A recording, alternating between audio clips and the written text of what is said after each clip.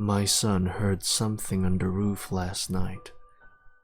Police lights cover our living room as I type this. It was Christmas Eve and we were all tucked into bed, like we should have been. That was when I heard a pounding sound coming from the ceiling.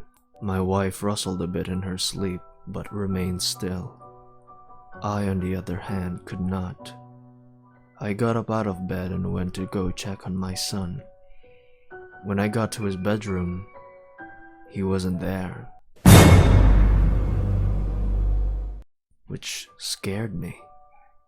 I rushed out of his room and looked over the stairs balcony into the living room.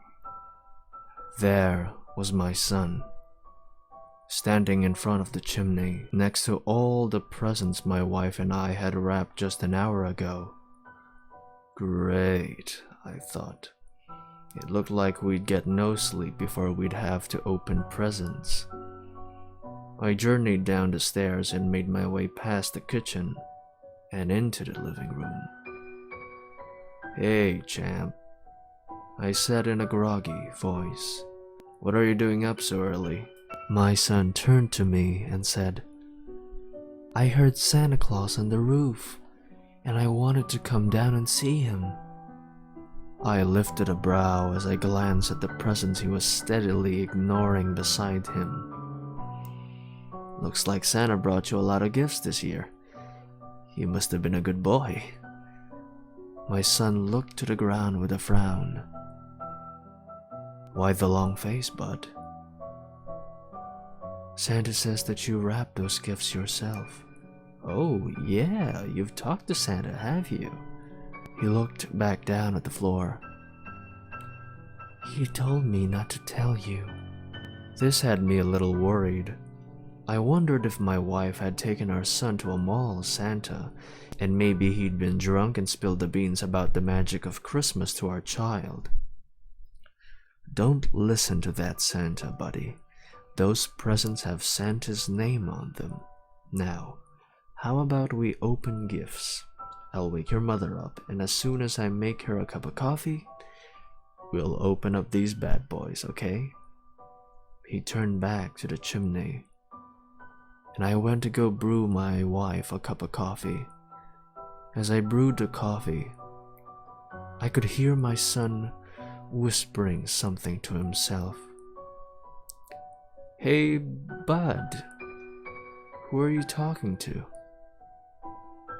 He turned around and said, "Santa."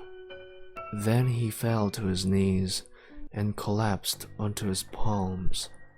I looked towards the chimney and saw a long, slim black and gray striped sweater arm going down the chimney, with a long-fingered bony hand around my son's ankle. I dropped the mug of coffee to the ground, shattering it into pieces, and took a few steps forward, but it was all fruitless. The chimney absorbed my son, pulling him upward into it.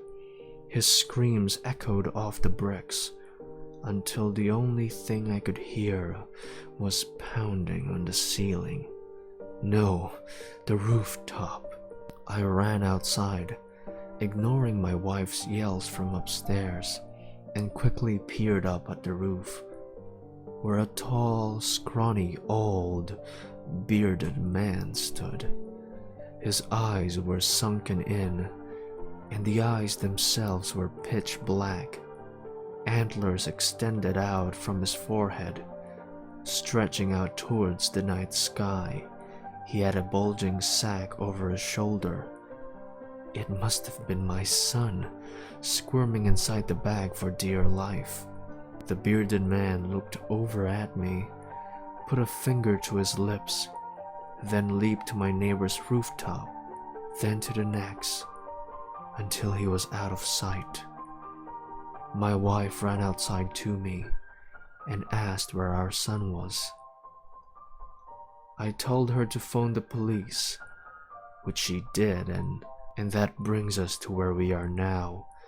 Police have questioned me repeatedly, At first, I gave them the true story of what happened.